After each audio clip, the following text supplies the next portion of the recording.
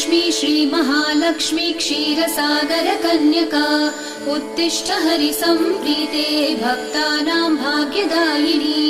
श्रीलक्ष्मी श्रीमहालक्ष्मी क्षीरसागरकन्यका उत्तिष्ठ हरिसम्प्रीते भक्तानां भाग्यदायिनी। उत्तिष्ठोत्तिष्ठ श्रीलक्ष्मी विष्णुवक्षस्थलालये उत्तिष्ठ करुणापूर्णे लोकानां शुभदायिनी। उत्तिष्ठोत्तिष्ठ श्रीलक्ष्मी विष्णुवक्षस्थलालये उत्तिष्ठ करुणापूर्णे लोकानां शुभदायिनी।